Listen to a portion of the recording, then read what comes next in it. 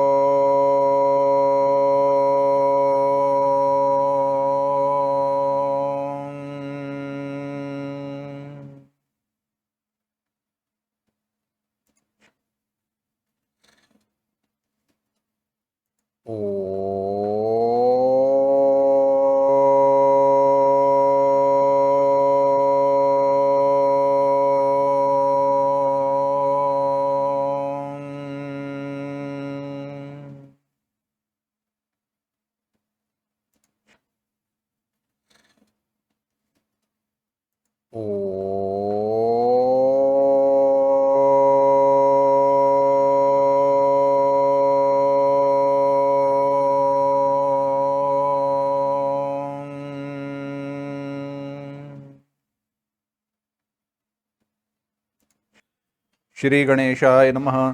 श्री सरस्वत्यै नमः। श्री गुरुभ्यो नमः। श्रुतिस्मृतिपुराणानामालयं करुणालयं नमामि भगवत्पाद शङ्करं लोकशङ्करं। शङ्करं शङ्कराचार्यं केशवं बादरायणं सूत्रभाष्यकृतौ वन्दे भगवन्तौ पुनः पुनः। ईश्वरो गुरुरात्मेति मूर्तिभेदविभागिने व्योमवद्व्याप्तदेहाय दक्षिणामूर्तये नमः। योऽन्तः प्रविश्य मम वाचमिमां प्रसुप्तां सञ्जीवयत्यखिलशक्तिधरस्वधाम्ना अन्यांश हस्तचरणश्रवणत्वगादीन् प्राणान् नमो भगवते पुरुषाय तुभ्यम्।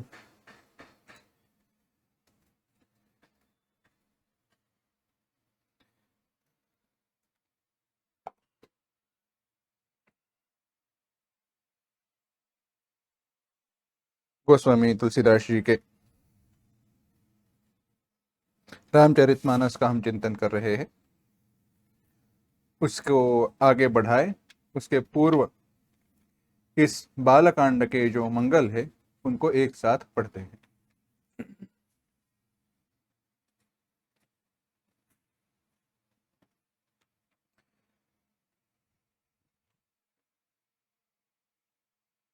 वर्णानामर्थसङ्घानां रसानां छन्दसामपि मङ्गलानां च कर्तारौ वन्दे वाणी विनायकौ भवानी शङ्करौ वन्दे श्रद्धा विश्वासरूपिणौ याभ्यां विना न पश्यन्ति सिद्धा स्वान्तस्थमीश्वरम् वन्दे बोधमयं नित्यं गुरुं शङ्कररूपिणं यमाश्रितो हि वक्रोऽपि चन्द्रः सर्वत्र वन्द्यते सीतारामगुणग्राम पुण्यारण्यविहारिणौ वन्दे विशुद्धविज्ञानौ कवीश्वर कपीश्वरौ।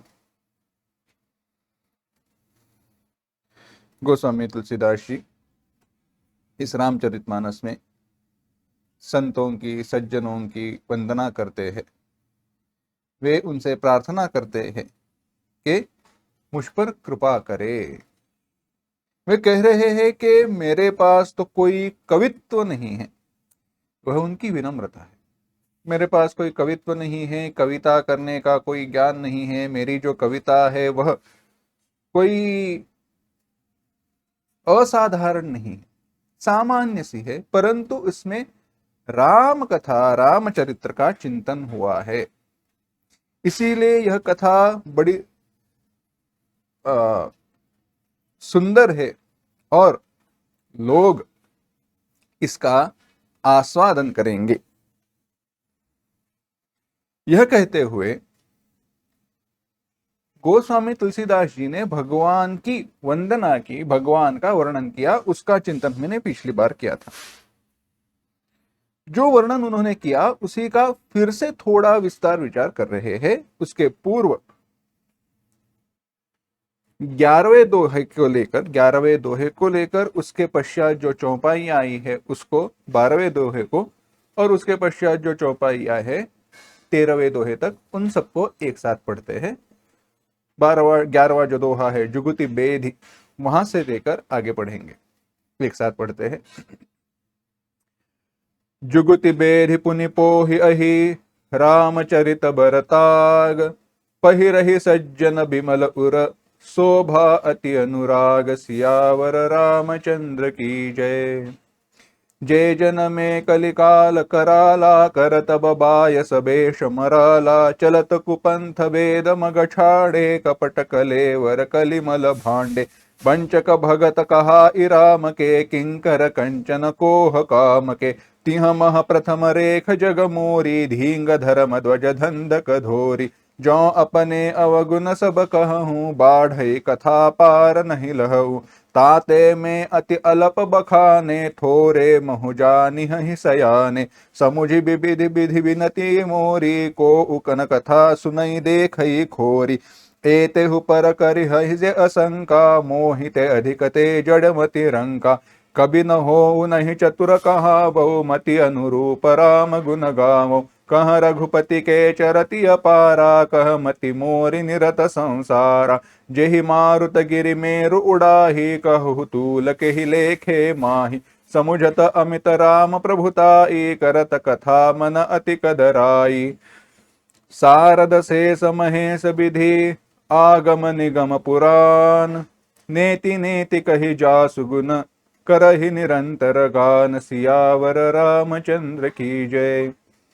सब जानत प्रभु प्रभुता सोई तदपि कहे बिनु रहा न कोई तहाँ वेद असकार न राखा भजत प्रभाव भांति बहुभाषा एक अनीह अरूप अनामा अज सच्चिदानंद परधामा व्यापक विश्वरूप भगवाना तेहि धरि देह चरित कृत नाना सो केवल भगत नहित लागी परम कृपाल प्रणत अनुरागी जेहि जन परम मता अति छोहु जेहि करुणा करि कीन्ह न कोहु गई बहोर गरीब नेवाजु सरल सबल साहिब रघुराजु बुध बर नहीं हरि जस अस जानी करहि पुनीत सुफल निज बानी तेहि बल में रघुपति गुण गाथा कहि हहु नाइ राम पद माथा मुनि न प्रथम हरि कीरति गाई तेहि मग चलत सुगम मोहि भाई अति अपार जय सरित बर जौ नृप सेतु कराही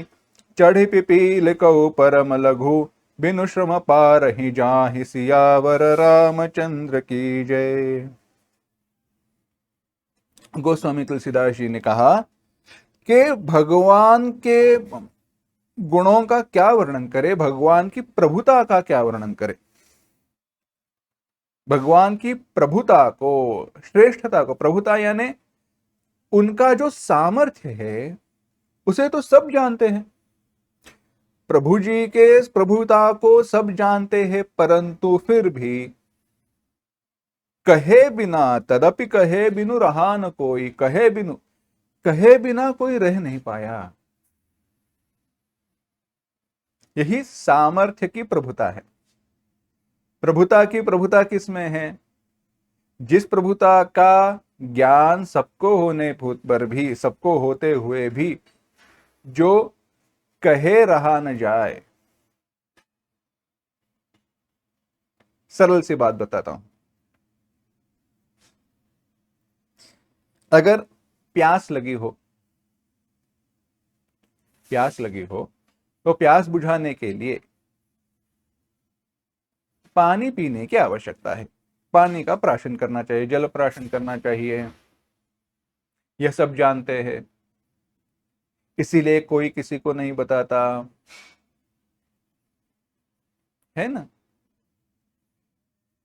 अगर प्यास लगी हो तो पानी पीना चाहिए, यह तो कोई नहीं बताता।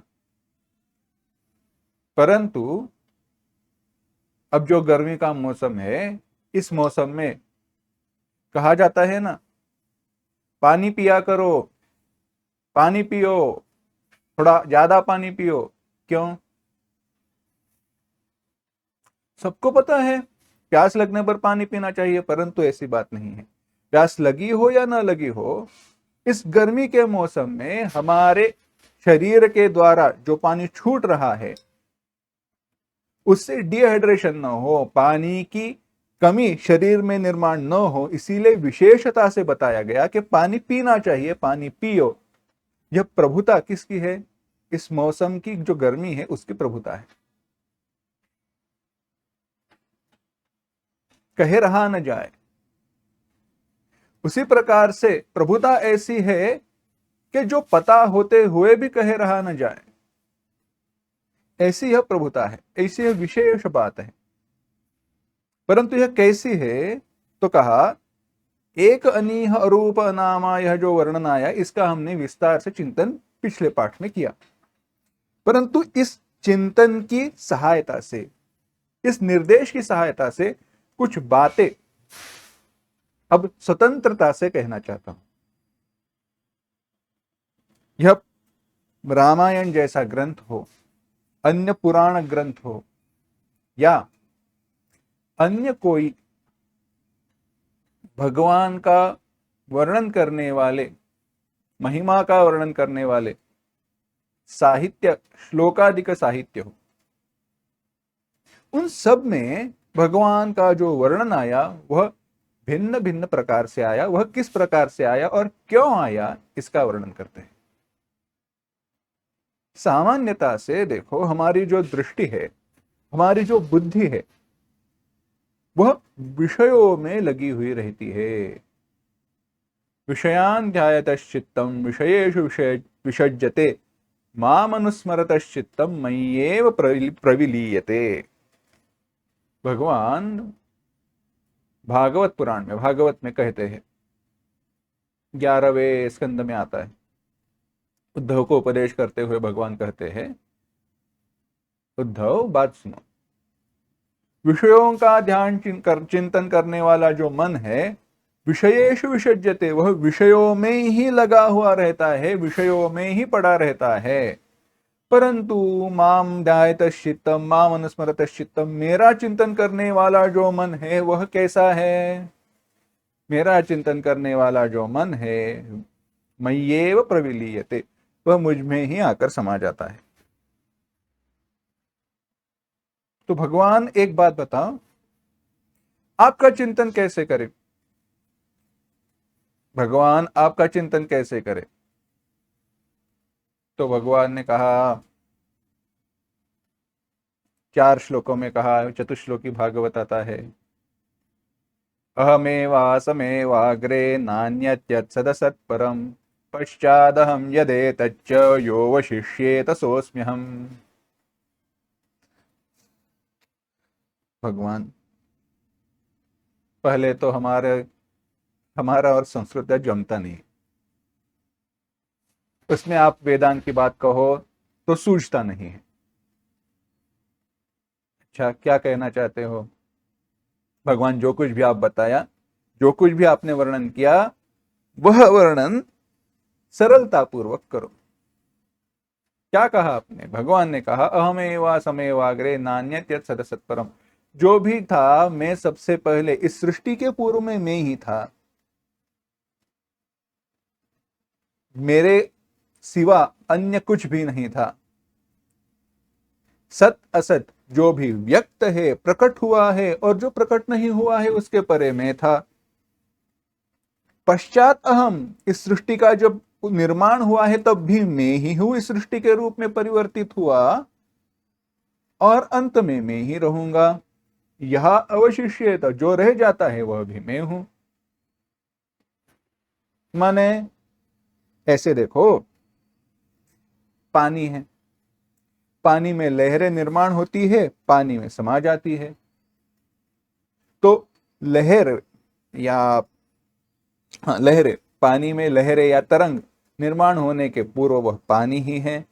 जब वे निर्माण होती है तो वे पानी ही होती है, और जब वो पानी में समा जाती है वे सब, तो वे पानी ही हो जाती है।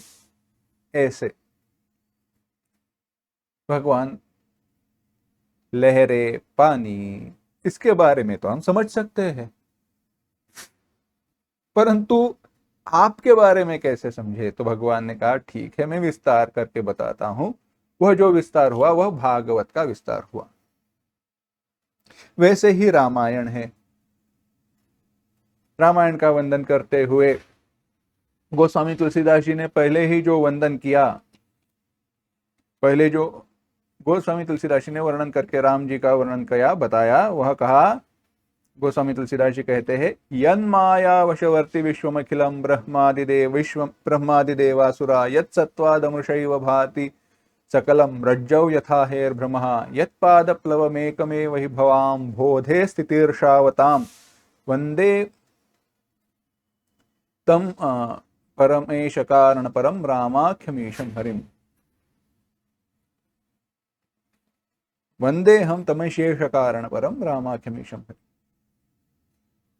आया वर्णन, परंतु उसी का जो विस्तार आया वह रामचरितमानस है। तो वह विस्तार किस स्वरूप से आया और यह जो वर्णन आया इसको अब सरलता से देखते। तो जब भी भगवान का वर्णन है, अब भगवान का वर्णन क्यों आया? क्योंकि जिस उसके कारण भगवान का चिंतन हो। भजन प्रभाव भाति बहुभाषा, यहां पे गोस्वामी तुलसीदास जी ने 12वें दोहे के पश्चात कहा है, सबको जानते हैं फिर भी वेदों ने उसका वर्णन क्यों किया? क्योंकि उस वर्णन की सहायता से भगवान का चिंतन हो, भजन हो। तो उस भजन में, चिंतन में, या भजन चिंतन का जो साधन है, वह जो वर्णन है, वह एक तो आया निर्गुण निराकार रूप में। एक तो वर्णन आया निर्गुण निराकार रूप में, बाद में वर्णन आया सगुण निराकार रूप में। बाद में वर्णन आया सगुण निराकार रूप में, और तत्पश्चात वर्णन आया सगुण साकार रूप में। कैसे कैसे आया? एक निर्गुण निराकार है, एक सगुण निराकार है, और एक सगुण साकार है। कहा एक अनीह अरूप अनामा। अनीह है, अरूप है, अनामा नाम रूप नहीं है, वहां पर कोई इच्छाएं नहीं है, कुछ भी नहीं है। यह हुआ निर्गुण निराकार रूप। गुण सत्वगुण, रजोगुण, तमोगुण इत्यादि जो गुणों से रहित है और जिसका अपना कोई रंग रूप आकार नहीं है, ऐसा जो है वह ब्रह्म है, वह भगवान का स्वरूप है।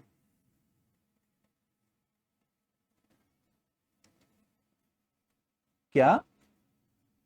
अगर ऐसा वर्णन करके बताया जाए, सत्यम ज्ञानमनंतम ब्रह्म यो वेद निहितं गुहायां परमे व्योमन सोष्णुते सर्वान् कामान् सह ब्रह्मणा विपश्चितेति।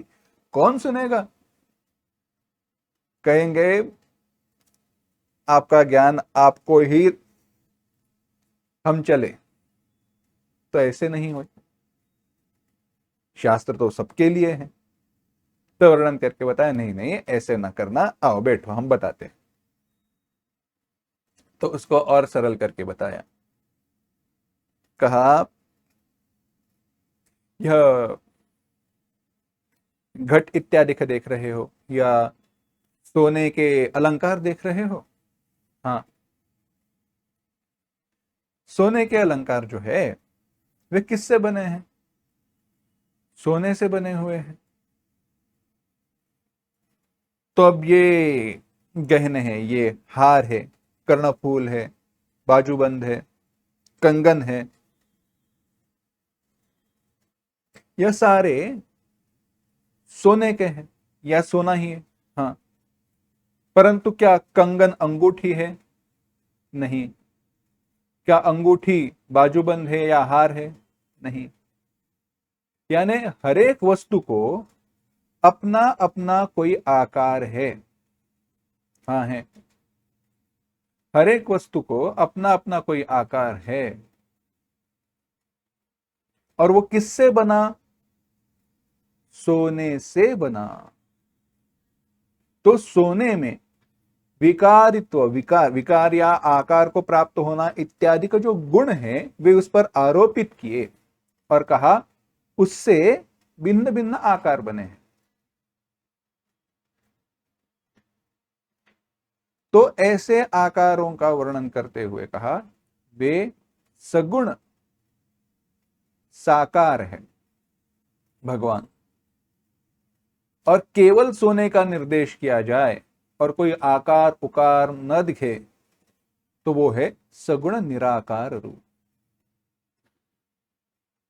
और इस सारे रूपों में भगवान का वर्णन इसलिए किया कि जैसी जिसकी बुद्धि की विकसितता, जैसे बुद्धि का विकास होते जाए वैसे हमारा मन अत्यंत सूक्ष्म होते जाता है और उस भगवान तक पहुंचता है, क्योंकि भगवान का चिंतन भजन करने से ही मन भगवान में लीन हो जाता है। इसीलिए भगवान ने अत्यंत कृपा करके सो केवल भगतन हित लागी, भक्तों की हित के लिए भगवान परम कृपालु है, शरणागत के बड़े प्रेमी हैं। भगवान कहते हैं एक बार कोई मुझे शरण आए तो मैं उसको अभय देता हूं। सकृदेव प्रपन्नाय तवास्मीति याचते अभयम सर्वभूतेभ्यो ददाम्येतद्व्रतम मम। ये मेरा व्रत है, भगवान कह रहे हैं। भगवान की कृपालुता का वर्णन चल रहा है। कैसे भगवान कृपालु है, कैसे शरणागत वत्सल है, कह रहे हैं। भगवान कहते हैं कि सच्चे मन से, सच्चे हृदय से, न पाखंड से नहीं, सच्चे हृदय से अगर कोई कहे भगवान मैं आपकी शरण में आया हूं, मैं आपको नमस्कार करता हूं, मैं आपकी शरण में आया हूं, तो मैं उसको जगत के सारे भूतों से अभय देता हूं। उसकी रक्षा करना, उसको अभय देना, यह मेरा व्रत है।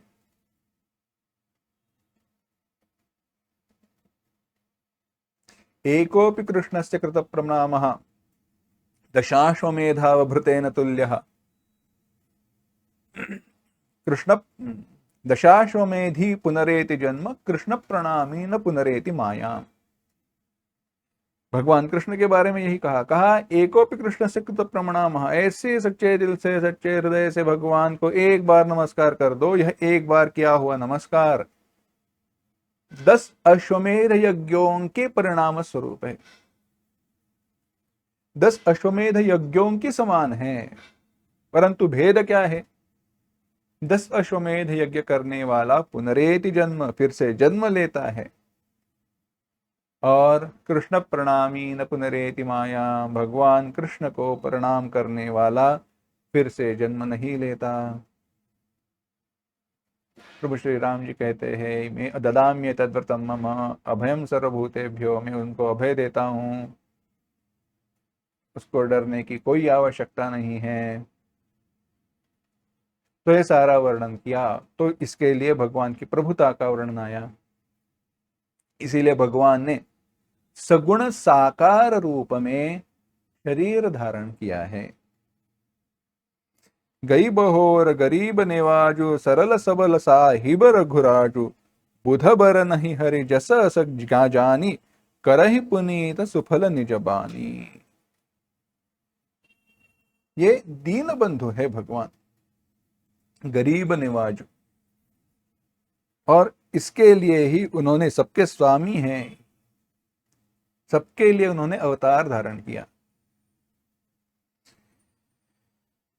वेदों ने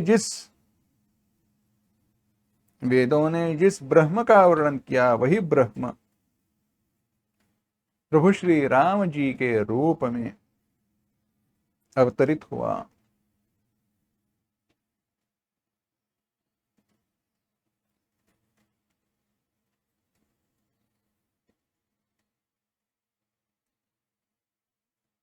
ऐसी बात है। तो भगवान प्रभु श्री राम जी यह परमात्मा का सगुण साकार रूप है। वह चैतन्य विग्रह है, माया का उसे न स्पर्श हुआ है न माया से निर्मित है। वह केवल चैतन्य विग्रह है, चैतन्य से परिपूर्ण है। अवतार धारण किया माने वह हमारे लिए दृष्टिगोचर हुए, हमारे लिए व्यवहार धारण करने वाले हुए, और इसीलिए उनकी ही महिमा से, उनके ही बल से, उनकी यश का मैं वर्णन कर रहा हूं।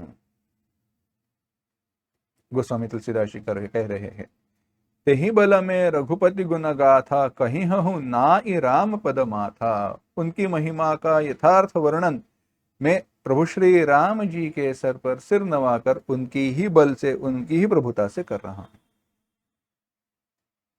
जब ऐसे वर्णन किया जाए तो हमारे लिए वह व्यवहारार्ह हो जाता है, चिंतन करने के लिए सरल हो जाता है। हम उसका चिंतन कर सकते हैं, समझ सकते हैं और भगवान का ध्यान कर सकते हैं। ऐसे ध्यान की सहायता से जब हमारा मन अत्यंत सूक्ष्म हो, जड़ विषयों का चिंतन न करे, तब जाकर कहा जाता है वे जो भगवान है ना, वे सबके अंदर, सबके उरबस अंतरबस ही जाने भाव का भाव, वे सबके हृदय में रहते हैं। अब भगवान जब सबके हृदय में रहते हैं तो वह क्या सारे आकार के साथ रह रहे? हाँ, आकार के साथ रह पाएंगे, परंतु हनुमान जी जैसा भक्त हो तो, या निराकार रूप से भी रहे तो भी वहां पे साकार रूप से दर्शन देंगे।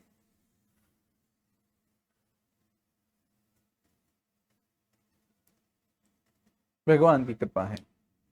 परंतु सगुण निराकार रूप में है, सगुण निराकार रूप का चिंतन करना है तो भगवान शिव जी का है। शिवलिंग जो रहता है उसका क्या आकार कोई विशेष है, परंतु वह भगवान शिव जी का प्रतीक है। या ये शालिग्राम इत्यादि का रहते हैं, उन पर भगवान विष्णु जी की पूजा की जाती है ना, तो वो क्या है? सगुण निराकार रूप है। सारे संस्कार किए जाते हैं उस पर, सारे उपचार किए जाते हैं। और निर्गुण निराकार तो ध्यान पूजा सबके परे है। वो केवल अनुभव की बात है, वर्णन की नहीं। इस प्रकार से वर्णन किया गया तो वह जो भगवान का स्वरूप है, वह जो भगवान का रूप है, वह जो भगवान की महिमा है, प्रभुता है, उसकी सहायता से ही गोस्वामी तुलसीदास जी कह रहे हैं, मैं भगवान प्रभु श्री राम जी के चरणों में सिर नवाकर उनका ही वर्णन कर रहा हूं। व्यास जी, वाल्मीकि जी, सारे मुनियों ने उनकी महिमा पहले ही गाई है। उसी मार्ग पर चलना मेरे लिए सुगम होगा। यह कहते हुए 13वें दोहे में गोस्वामी तुलसीदास जी ने कहा, अति अपार जे सरित बर, जो नृप सेतु कराहि, चढ़ी पिपी लिखऊ परम लघु, बिनु श्रम पार ही जाए। पानी की रेखा, पिपीलिका माने चींटी, डाक नहीं सकती, लांग कर जा नहीं सकती, कूद कर वह लांग कर जा नहीं सकती। उसके लिए आवश्यकता क्या है? उसके लिए अगर कोई पुल हो, कोई दूसरा साधन हो जिसके ऊपर चढ़कर वह पिपीलिका पार कर जाए, तो वैसे वो जा सकती है। वैसे ही वर्णन आया, अति अपार जय सरित बर, जौन नृप सेतु कराहे। कोई एक नदी है, नदी अगर उस नदी पर पुल बांध देता है तो उस पुल की सहायता से कोई भी उस नदी को लांघ कर आगे चला जा सकता है। अब बेट द्वारका जो है, वहां पर भी पुल बांधा गया है, बड़ी सहायता हुई है, बड़ी सरलता हुई है। जिन्होंने पूर्व में अनुभव किया है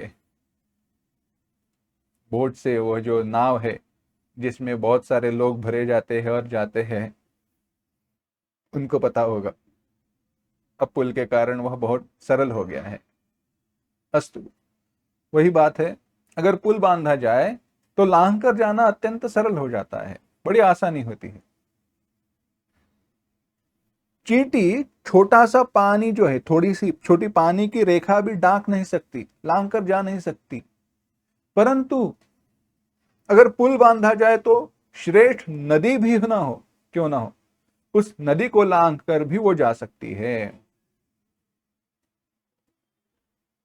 वैसे ही मुनियों के वर्णन की सहायता से मैं प्रभु श्री राम जी का चरित्र सहजता से कर सकता हूं।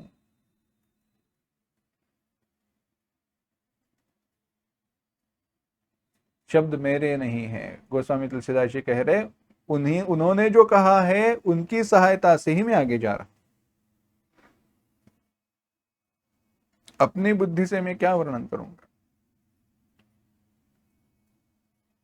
नायम प्रज्ञावाद, मेरे बुद्धि की यह निर्मिति नहीं है, या जैसे हुआ है वैसे ही मैं कह रहा हूं।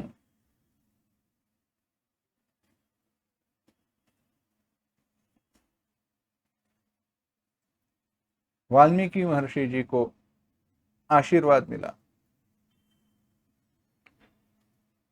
वाल्मीकि रामायण का महत्व कहां पर है, तो यहीं पर है। जब वाल्मीकि महर्षि जी ने पूछा, नारद जी से प्रश्न किया प्रभु श्री राम जी के बारे में, तो नारद जी ने उनको संक्षेप रामायण सुनाया। उस रामायण को बताने के बाद प्रभु श्री वाल्मीकि जी समाधि में चले गए इत्यादि कथा आती है। आगे चलकर उन्होंने उस व्याध को देखा, व्याध को उन्होंने शाप दिया, कविता का निर्माण हुआ इत्यादि की बात आती है। तत्पश्चात जब ब्रह्मा जी वहां पर प्रकट हुए और उन्होंने कहा कि आप प्रभु श्री राम जी का चरित्र निर्माण करो, आपको जैसे हुआ, जो भी हुआ, जो दिखा, जो न दिखा, जो लोगों के मन में था, जो लोगों ने प्रकट किया, वह सब कुछ ज्ञात होगा, और जो आपने कहा वह सत्य होगा, और जो सत्य होगा वही आप लिखेंगे। ऐसे नहीं कहा, परंतु जो आप लिखोगे वह सत्य होगा। जो कुछ भी आप लिखोगे वह सत्य होगा। अगर वाल्मीकि रामायण मूल में देखो तो बात पता चलती है, आती है, जगह जगह पर इसकी बातें मिलती है, इसके संकेत मिलते हैं। उन्हीं की सहायता से गोस्वामी तुलसीदास जी कह रहे, उन्होंने जो मार्ग हमारे लिए निर्माण किया, उसी मार्ग पर मैं चल रहा हूं और कविता का निर्माण कर रहा हूं। यह सारा वर्णन किसके लिए है आगे विचार करेंगे, परंतु वही रामायण का महत्व है। ये जो रामायण है, रामचरितमानस हो, भावार्थ रामायण हो, संत एकनाथ जी महाराज के द्वारा रचा हुआ, या वाल्मीकि रामायण हो, यह महत्वपूर्ण क्यों है? क्योंकि जो घटनाएं जैसी घटी, जैसी हुई, वैसे ही उसका वर्णन आया। शास्त्रों को छोड़कर अपनी कल्पना से वहां पर कहीं पर भी लेखन निर्माण नहीं हुआ है। अस्तु, गोस्वामी तुलसीदास जी अब आगे कह रहे हैं, यही प्रकार यहां से लेकर आगे पढ़ेंगे, चौपाई और दोहे। यही प्रकार बल मन ही देखाई, करिहूँ रघुपति कथा सुहाई। व्यास आदि कवि पुंगव नाना, जिन्ह सादर हरि सुजस बखाना। चरण कमल बंदौ तिन्ह केरे, पुरवहु सकल मनोरथ मेरे। कलि के कभी न करहु प्रणामा, जिन्ह बरने रघुपति गुण ग्रामा। जे प्राकृत कवि परम सयाने, भाषा जिन्ह हरिचरित बखाने। भय जे अहि हहि जे होई जे, होई हहि आगे। प्रणव सब ही कपट सब त्यागे, होहु प्रसन्न देहु बरदानु, साधु समाज भनिति सनमानु। जो प्रबंध बुध नहीं आदरही, सो श्रम बादि बाल कवि करही। कीरति भनिति भूति भली सोई, सुर सरि सम सब कहित होई। राम सुकीरति भनिति भदेसा, असमंजस अह असमोहि अंदेसा।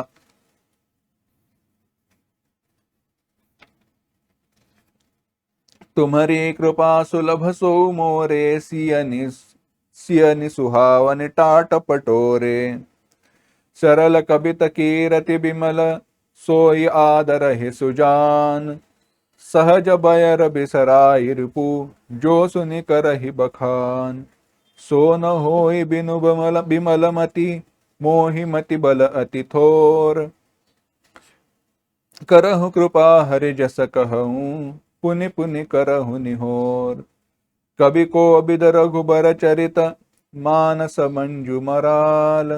बाल विनय सुनि सुरुचि लखी, मोह पर हो कृपाल। सियावर रामचंद्र की जय।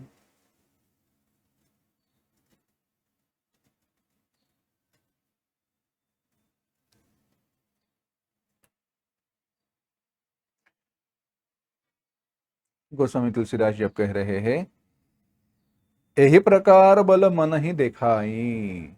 इस प्रकार से मन को बल ही दिखाई, मैं मेरे मन को बल दे रहा। ढाढ़स नहीं हो रहा। गोस्वामी तुलसीदास जी कह रहे प्रभु चरित्र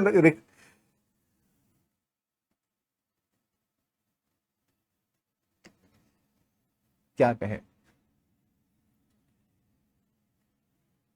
संकल्प करना आसान है, परंतु संकल्प को सिद्धि तक पहुंचाना कठिन बात है ना। संकल्प करना आसान है, परंतु संकल्प को सिद्धि तक पहुंचाना कठिन बात है। और वह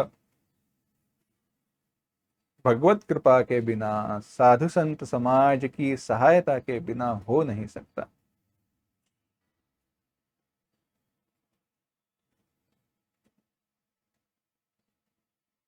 पुरुषार्थ कोई भी ना हो, कोई भी क्यों ना हो, वहां पर भगवान श्री राम जी का अधिष्ठान होना चाहिए।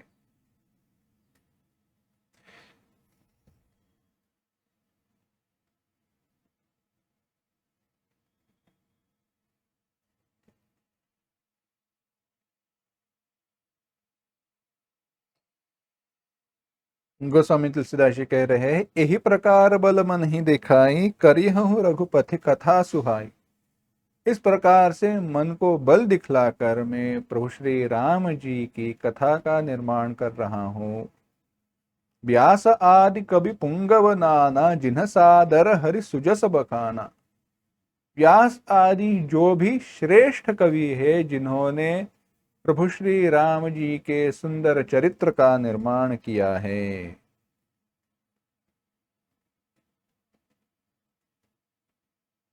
आगे कहा, चरण कमल बंदहु तिह केरे, पुरवऊ सकल मनोरथ मेरे। मैं उन सब श्रेष्ठ कवियों के चरण कमलों की वंदना करता हूं, चरण कमलों में प्रणाम करता हूं।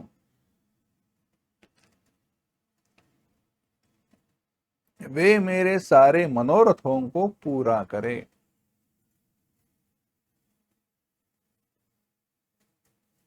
विचार क्या चल रहा है देखो। कथा सुनते हैं, वर्णन देखते हैं, तो मन में विचार आता है, नहीं आज से विषयों का चिंतन नहीं, जब भी समय मिलेगा भगवान का चिंतन करूंगा, हनुमान चालीसा का पाठ करूंगा, जितने पाठ होंगे उतना। संकल्प करना आसान है, संकल्प को सिद्धि तक पहुंचाना कठिन बात है। संकल्प अच्छा है, मन को खाली नहीं रखना है। चिंतन करे तो हनुमान जी का, चिंतन करे तो भगवान का, बात सत्य है। परंतु क्या उतना ढाढ़स, क्या उतना वैराग्य हमारे हृदय में है?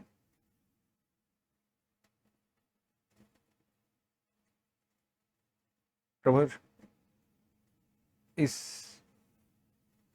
रामचरित्र का वर्णन करना, चिंतन करना, चिंतन का संकल्प करना सरल बात है, परंतु वह चिंतन प्रकट करना हो तो प्रभु की कृपा, गुरु की कृपा हो, साधु सज्जनों की सहायता हो तो ही होता है।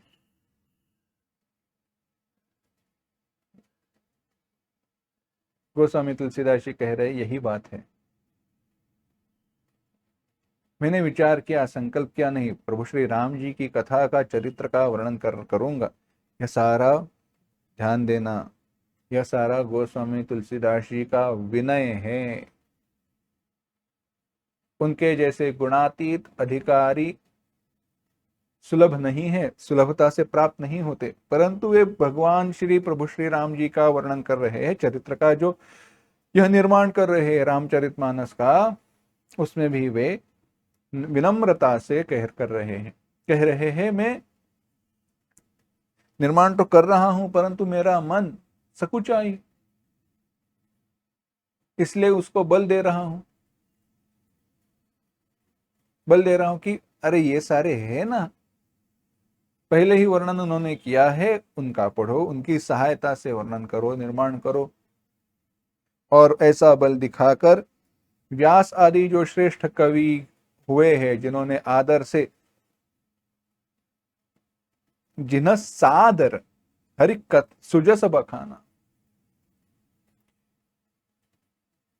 बाकी कवियों ने भी प्रभु श्री रामचरित्र का वर्णन किया है, परंतु सादर नहीं,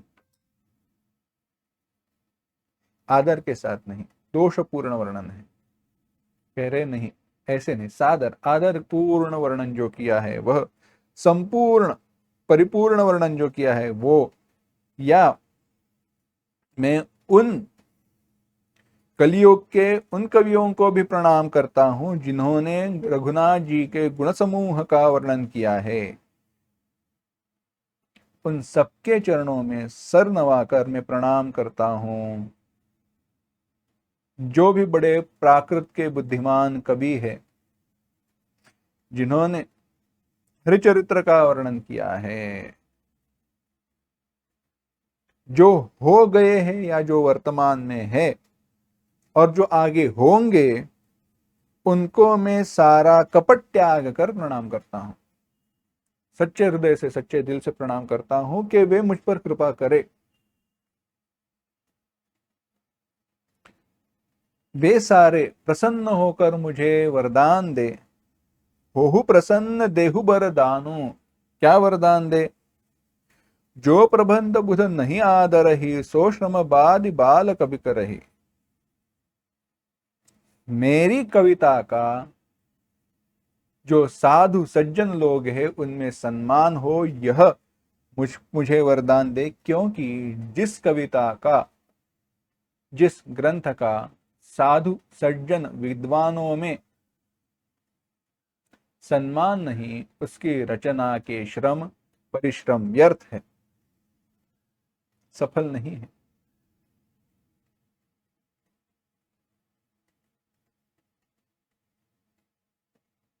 है ना। साधु सज्जनों की सम्मति हो तो ही बड़ी बात है, वरना शास्त्र का निर्माण करना क्या है, शास्त्र ग्रंथ की।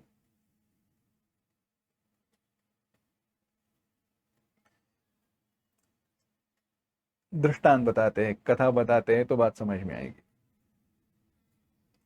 संस्कृत में एक सुभाषित है, कहा कहते हैं, डॉक्टर क्या कठिन बात है, वैद्य बनना, आयुर्वेद कौन सी बड़ी बात है, किसने कहा कठिन है।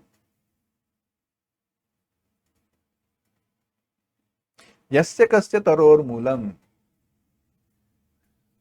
येन केन प्रपेशितम, यस्मै कस्मै प्रदातव्यम यद्वा तद्वा भविष्यति। हैं, माने आयुर्वेद आयुर्वेद कह रहे हो, वैद्य वैद्य कह रहे हो, कि कौन सी बड़ी बात है। यस्य कस्य तरोर्मूलम, कोई तो एक पेड़ का मूल ले लो, मूली ले लो, क्या करो, येन केन प्रपेशितम, कैसे तो उसका पेषण कर दो, उसको पीस दो, पीसने के बाद जो कुछ भी बचा है, जो कुछ भी बना है, यस्मै कस्मै प्रदातव्यम, किसी को तो दे दो। यद्वा तद्वा भविष्यति, कुछ तो हो जाएगा, और क्या बड़ी बात है। दवा या औषधि क्या है? कोई वृक्ष का मूल है जिसका पेषण किया गया है, जिसका चूर्ण बनाया गया है और उसका रूप हमें दे दिया गया है, जड़ी बूटी इत्यादि। और क्या है? तो ऐसे तो नहीं है ना, किस वृक्ष की मूली हो, कब उसका छेदन किया जाए। देखो, आयुर्वेद इतना सरल नहीं है। कोई वृक्ष है, वृक्ष से विचार यहाँ पे कैसे क्या चल रहा है, प्राकृत कवि जो कवियों का चिंतन है, बुध जनों में, विद्वान जनों में सम्मान हो, यह सारा विचार हो रहा है, वो छोड़ना नहीं। बात ऐसी है, देखो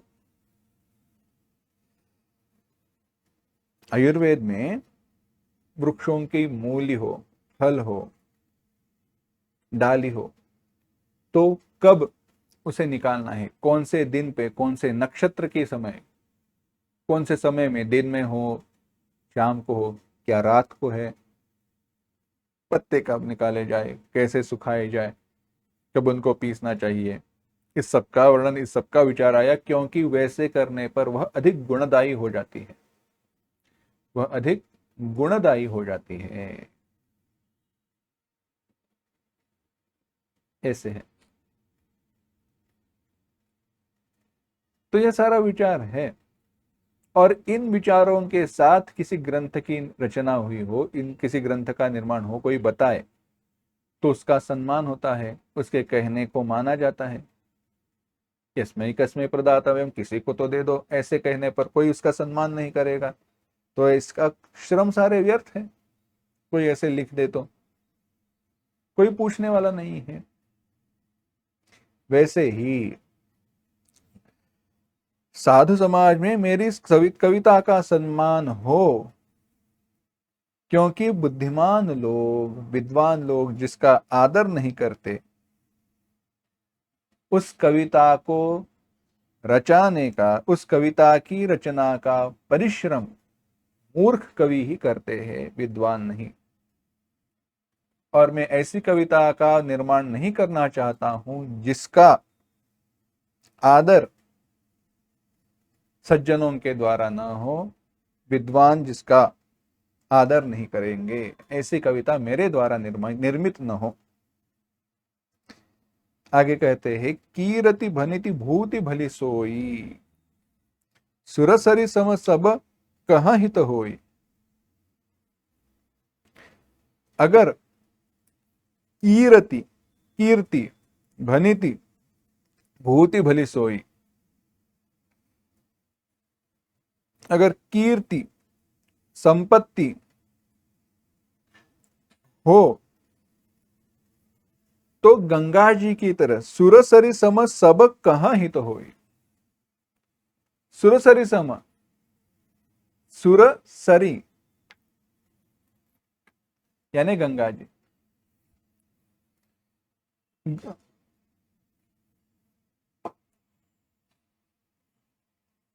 जो देव नदी है, जो सुरसरी है, उसके समान वह सबका हित करने वाली हो।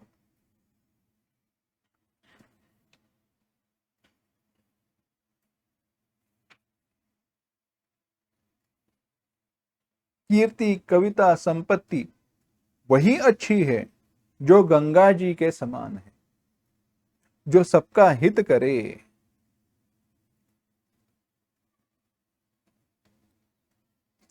प्रभु श्री राम जी की कीर्ति जो है, उनका जो चरित्र है, वह बड़ा अत्यंत सुंदर है, सबका कल्याण करने वाला है, परंतु मेरी कविता तो ऐसी सुंदर नहीं है, असामंजस्य पूर्ण है। इन दोनों का मेल नहीं मिलता।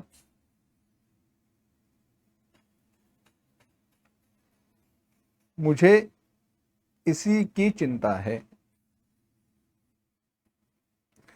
परंतु गोस्वामी तुलसीदास जी आगे कहते हैं, हे कवियों, तुम्हारी कृपा से यह बात मेरे लिए सुलभ हो सकती है। जैसे सियनि सुहावनि टाट पटोरे। रेशम की सिलाई टाट पर भी अत्यंत सुहावनी लगती है। टाट माने कैनवस, भद्दा जो कपड़ा रहता है वो, जूट या फिर जो कहते हैं ना उस पर जिसकी बोरियां बनाई जाती है, वैसा कपड़ा। अगर रेशम की सिलाई हो, रेशम का कोई उसके ऊपर नक्शी वगैरह बनाई हो, तो वो उस पर भी अच्छी सुना दिखाई देती है। वैसे ही टाट और वर्णन किया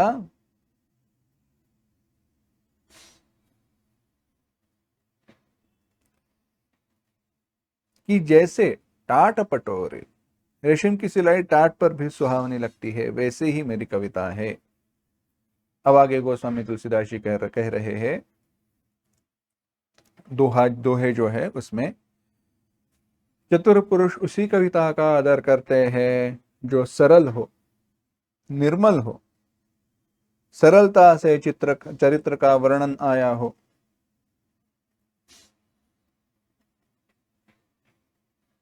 तथा जिस चरित्र को सुनकर शत्रु भी उसका वर्णन करने लगे, उसकी वैर को, अपने वैर भाव को भूलकर सराहना करने लगे। सहज बैर बिसराय रिपु, जो सुनि करहि बखान। ऐसी जो कविता है वह निर्मल बुद्धि के बिना हो नहीं सकती। ऐसी कविता निर्मल बुद्धि के बिना हो नहीं सकती। मेरे बुद्धि का तो बल है, मोहिमति बल अति थोरा। थोर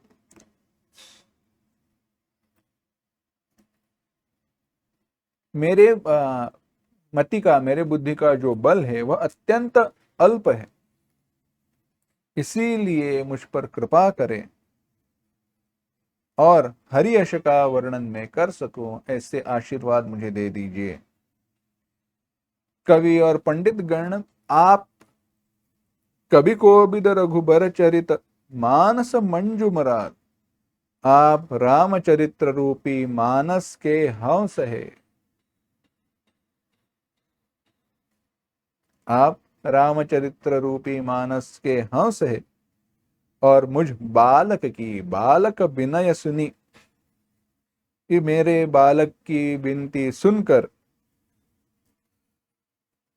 मोह पर हो कृपाल, मुझ पर कृपा करने वाले हो जाओ, मुझ पर कृपा करें।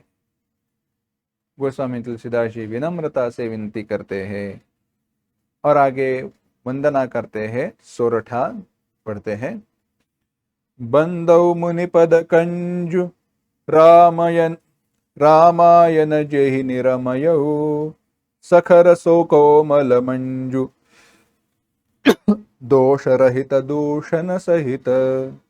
बंदौ चारि उबेद, भव बारिधि बोहित सरिस, जिनहि न सपने हु खेद, बरनत रघुबर बिसद जसु।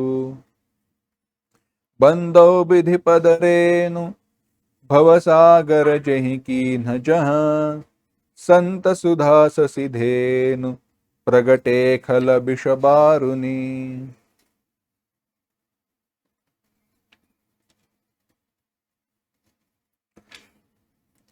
विबुध विप्रबुध ग्रह चरण, बंदी करह कर जोरी।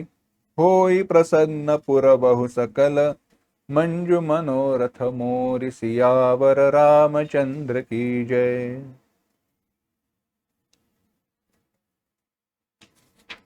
कह रहे हैं, मैं उन वाल्मीकि जी के चरणों में वंदना करता हूं जिन्होंने रामायण की रचना की है,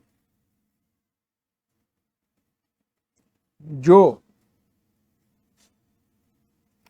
सखर सुकोमल मंजू दोष, जो सखर, खर सहित, खर माने कर्कश,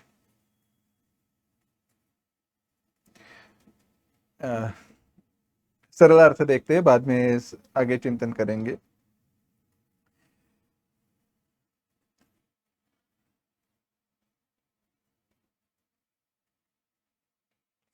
मैं प्रभु श्री स्वामी वाल्मीकि जी के चरणों की वंदना करता हूं, जिन्होंने रामायण की रचना की है, जो खर सहित होने पर भी सुकोमल है और दूषण सहित होने पर भी निर्दोष है।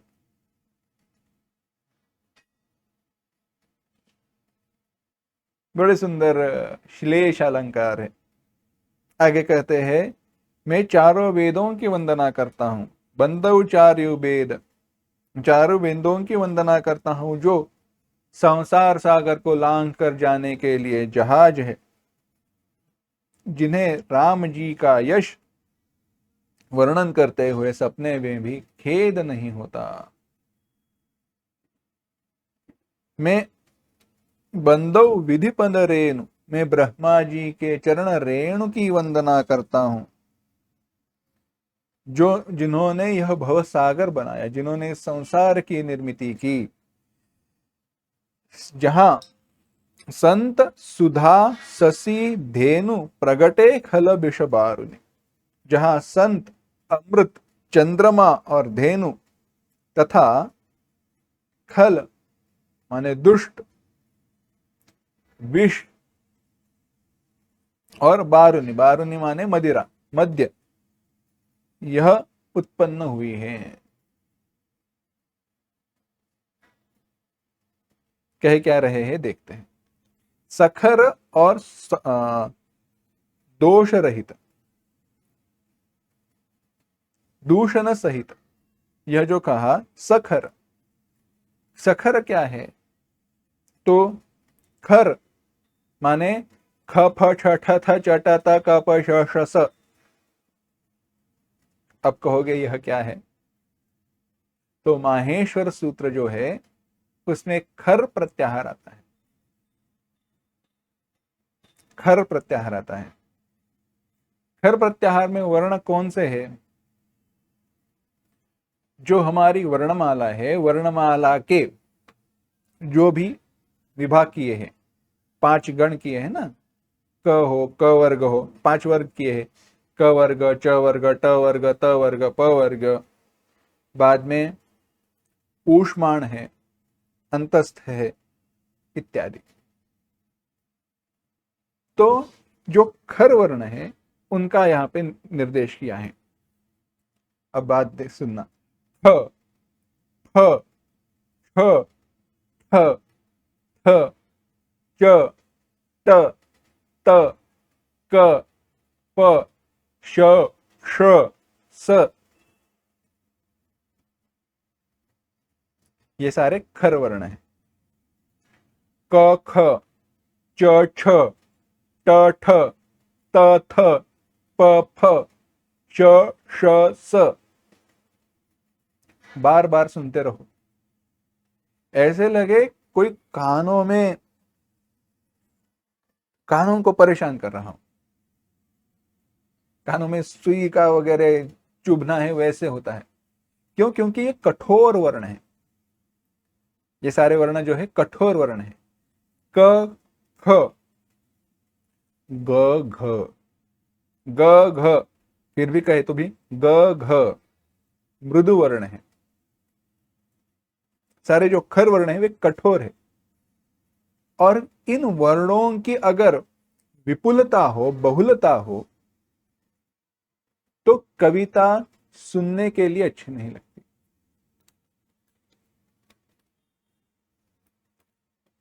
इसका वर्णन बड़ा सुंदर आता है बाणभट्ट जी की जो कविता है उसके बारे में।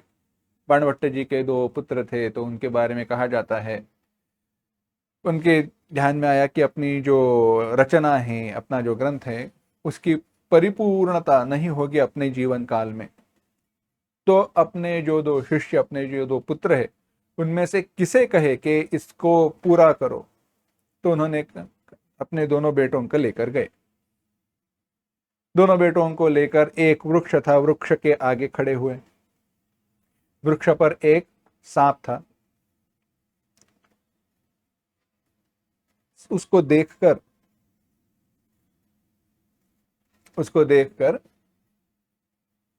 पिता ने पुत्रों से पूछा, इसका वर्णन करो। तो एक पुत्र ने कहा, शुष्को वृक्षस्तिष्ठत्यग्रे तदुपरि स एको सर्पो अस्ति। तदुपरि एको सर्पः अस्ति। तदुपरि एकः सर्पः अस्ति। अस्तु। संधि के नियम है।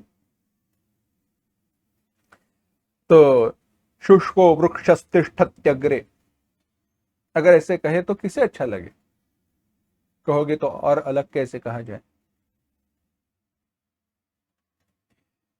तो दूसरा जो बेटा था उसने वर्णन किया, नीरस तरुरिह विलसति पुरतः तदुपरि मणिमय कुटिल भुजंग। नीरस तरुरिह विलसति पुरतः तदुपरि मणिमय कुटिल भुजंग। यह रचना का प्रादुर्भाव। शुष्को वृक्षस्तिष्ठत्यग्रे, इसमें कठोर वर्णों की विपुलता है, खर वर्णों का आधिक्य है। परंतु नीरस तरुरी है, खर वर्ण नहीं है ऐसे नहीं है, परंतु उनकी रचना, उनका जो क्या कहे क्रम है, वे इस प्रकार से आया है कि वे कानों को परेशान नहीं करते, दोष नहीं देते, चुभते नहीं है। तो खर इस शब्द कर पर श्लेष निर्माण करते हुए गोस्वामी तुलसीदास जी कह रहे सखर, क्योंकि खर दूषण राक्षस है ग्रंथ में। तो सखर ग्रंथ में खर दूषण इत्यादि राक्षस है, ग्रंथ में खर इत्यादि का वर्ण है, फिर भी यह जो कविता है कठोर, अत्यंत कोमल और सुंदर है।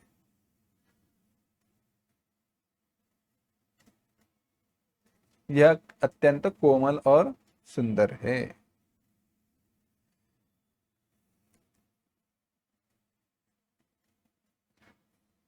कह रहे हैं,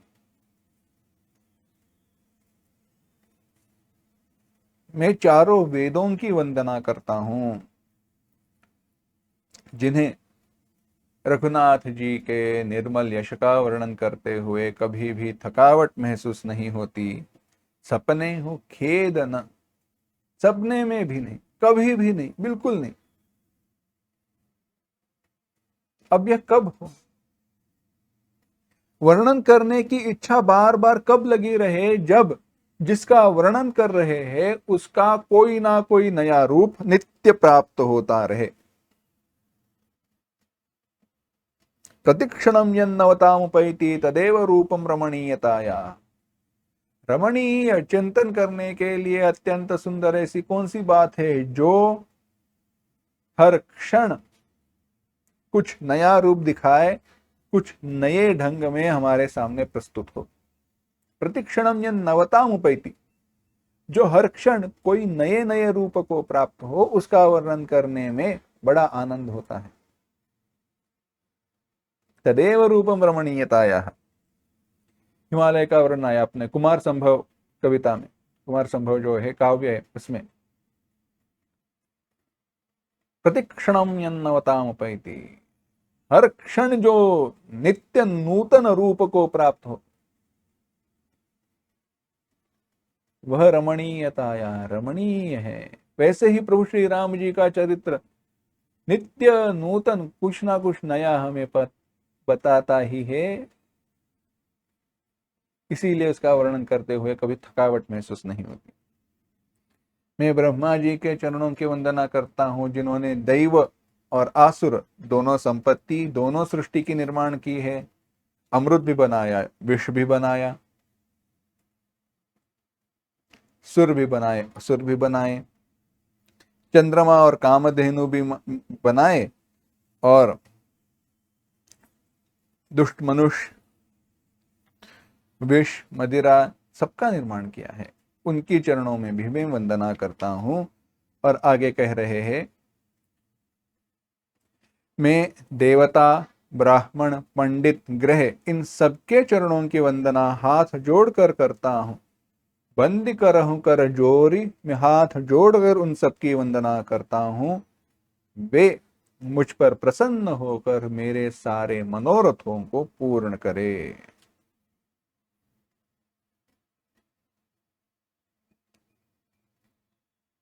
यह कहकर अब आगे और वंदना गोस्वामी तुलसीदास जी करने वाले हैं, परंतु उसका विचार विस्तार हम अगली पाठ में देखते हैं। अब भगवान शिव जी का वर्णन आएगा, भगवान प्रभु श्री राम जी का वर्णन आएगा, सबका फिर से वर्णन आएगा, हनुमान जी का वर्णन आएगा, और बाद में धीरे धीरे भगवान सती जी का और शिव जी का संवाद शुरू हो जाएगा और रामचरितमानस की कथा भाग को प्रारंभ होगा। परंतु तब तक थोड़ा धीरज रखना पड़ेगा, क्योंकि ऐसे है, प्रभु श्री राम जी की वंदना करनी है तो पहले सबकी वंदना करे, तो प्रभु श्री राम जी की वंदना करने का सामर्थ्य प्राप्त होता है। अस्तु, मंगल करते हैं।